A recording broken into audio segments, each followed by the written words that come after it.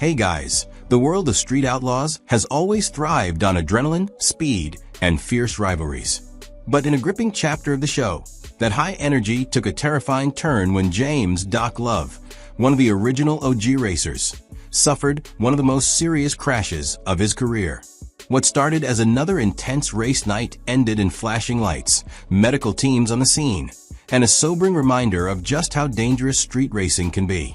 The night began with the kind of banter and competitive spirit fans have come to expect. Doc had been given a rematch that everyone was anticipating, especially after a previous coin flip incident had caused plenty of drama. Even before engines fired, there was a small but telling moment of rivalry. Both sides wanted to call the coin flip. What should have been a quick decision spiraled into a playful but tense standoff.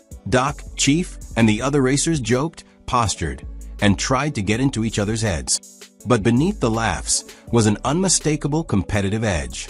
For Doc, this wasn't just another race, it was personal. His loss to Lutz earlier in the night had stung deeply, and he wanted redemption. He knew that a win, especially against Chief, would make that earlier defeat easier to swallow. His confidence seemed unshakable. With Chief helping tune the car and Jeffrey on the team, Doc felt ready to dominate. Conditions on the track were tricky. The sketchiest street setup meant grip and control would be at a premium, and every racer was pushing the limits to prepare for America's list. This wasn't just about winning a single pass. It was about proving you had what it takes to represent against the best in the country. Everyone knew the road was different from last time.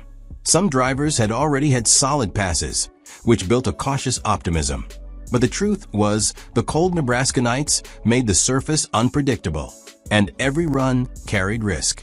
As one racer put it, by the time we do America's list, it's going to be hard to pick who we're going to take, because everybody's kicking ass. But that optimism would soon be tested. When the lights dropped, everything changed in an instant. Doc's Monte Carlo launched, but something went wrong during the pass. The car got out of shape and ended up off the road, fast. Spectators and fellow racers immediately knew it wasn't a minor incident. The chatter and joking of earlier vanished, replaced with urgent shouts and the wail of concern in everyone's voices. "Yo, that was a bad one. We need you," someone called out. "He's out, he's not okay." The mood was suddenly tense and fearful. Street racing veterans know that crashes are part of the game. But seeing a friend and competitor motionless in the car is a nightmare no one wants to live through. Doc was conscious, but dazed when medics reached him. He was asked simple questions. His name, where he was, what car he drove.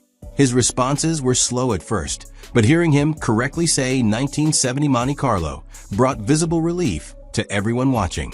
Still, the severity of the crash was clear. Paramedics carefully helped him out of the car, checking for injuries and making sure he stayed still. His bell was rung badly, and even though he could talk, the team didn't take any chances. He was taken to the hospital for evaluation. In the heat of street racing, moments like this force everyone to pause. It's not just a race, it's people's lives on the line. For Big Chief and the rest of the crew, watching Doc go down hit hard. Chief, in particular, couldn't help but feel responsible. He'd pushed for the team to stay in Nebraska and race in the cold, even when conditions weren't ideal. "I can't help but feel a bit responsible for all this," Chief admitted. "Making the guys stay here, maybe they weren't ready. At the end of the day, look what happened. We lost another OG car, and somebody's been in Doc's shoes." For Chief, this wasn't just about the damage to a car, it was about a friend. Having been through big crashes himself, he knew what it felt like to lose everything in a heartbeat. He understood the mix of pain, frustration, and gratitude Doc would be feeling. Pain from the wreck, frustration from losing the race, and gratitude for simply walking away alive. The racing community knows that when you're in the grass, the right move is to get out of it quickly, throw the parachutes, kill the run, and focus on safety. But in the split-second chaos of a high-speed pass, even experienced drivers can get caught in bad situations. As Chief put it, you gotta get out of it. You gotta throw the parachutes. You gotta do the right move. It was a reminder that even seasoned pros like Doc can find themselves in trouble. Thankfully, Doc was okay, shaken and bruised, but alive.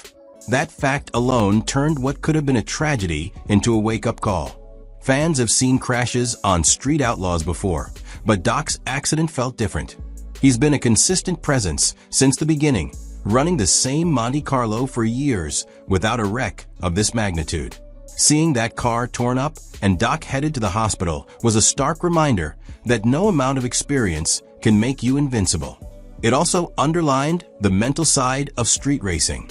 The rivalry, the personal stakes, and the determination to win all add pressure. And in a split second, that drive to push harder can turn into disaster. In the quiet moments after the wreck, Chief voiced a thought that's been on the minds of racers and fans alike. Why do we do this? Is the thrill of racing, the bragging rights, and the pursuit of the title worth the risk of losing cars, or worse, losing lives? I just wanted us to be able to do it, Chief said, reflecting on his dream of having the whole world racing on streets. But when things like this happen, it makes me wonder, is it worth it? That's the paradox of Street Outlaws. The danger is part of the appeal, watching racers push themselves and their machines to the limit. But it's also the reason moments like this cut so deep. Doc's future in racing wasn't immediately clear after the crash. While his physical recovery was the first priority, the damage to the Monte Carlo was significant. Rebuilding would take time, money, and determination. If history is any guide, though, Doc won't stay down for long. He's a competitor through and through, and if there's a way back to the starting line, he'll find it. Whether that's with the same car rebuilt or a new setup entirely, fans can expect to see him back in the mix. In the meantime, the incident serves as a reminder to every racer and every fan that behind the loud engines and fierce rivalries, there's a very real human cost to street racing. The night started with laughs over a coin flip and the promise of a heated rematch. It ended with Doc in a hospital bed, his car wrecked, and the Street Outlaws family shaken but grateful he was still with them. Street racing has always been about walking the edge, pushing just far enough to win, but not so far that you lose control. For Doc, this accident was a harsh lesson in how thin that line can be. And for everyone watching, it was a reminder to never take safety or each other for granted. In the unpredictable, high-speed world of Street Outlaws, you never know when the next race could be your last. And on that cold Nebraska night, Doc came closer than anyone wanted to see. Doc's accident didn't just shake him, it rippled through the entire Street Outlaws family. For some racers, watching a wreck of that magnitude stirred up memories of their own crashes, bringing back the fear and vulnerability that comes with surviving such moments. Crew members who normally worked with adrenaline-fueled focus found themselves moving slower, checking things twice, and second-guessing whether to make their next pass. It was a subtle but noticeable change in the atmosphere. Less noise, more TH. Within hours of the episode airing, fans took to social media in droves to send messages of support. Posts flooded Facebook groups, Instagram feeds, and Street Outlaws forums, with fans sharing everything from heartfelt prayers to detailed breakdowns of what they thought caused the crash. Longtime viewers pointed out how rare it was to see Doc in a situation like this, while newer fans were shocked to realize just how dangerous these races can be beyond the TV cameras. For Doc, the physical injuries may heal faster than the mental ones. Getting back into a car after a wreck isn't just about replacing parts, it's about rebuilding confidence. The next time he straps into a high-horsepower machine, he'll have to push past the memory of those seconds in the grass. Mental resilience is a skill every racer needs, but for Doc, it will be tested like never before. His willingness to face that fear head-on will determine how quickly he can return to form. This crash is likely to influence how the Street Outlaws crew approaches future events. There may be changes in how lane choice is decided, how race conditions are evaluated, and how much risk drivers are expected to take in questionable conditions. The cold Nebraska nights proved unpredictable, and the crew now has a fresh example of why surface prep and weather awareness matter just as much as horsepower and reaction time. Despite the wreck, the heart of Street Outlaws remains unchanged, the passion to race, to win, and to push the limits. Every driver knows the risks when they fire up their engine, but they also know the reward of crossing the finish line first. Doc's accident, while terrifying, will likely become another chapter in the show's long history of overcoming setbacks. In true Street Outlaws fashion, it's not a question of if Doc will return. It's just a matter of when.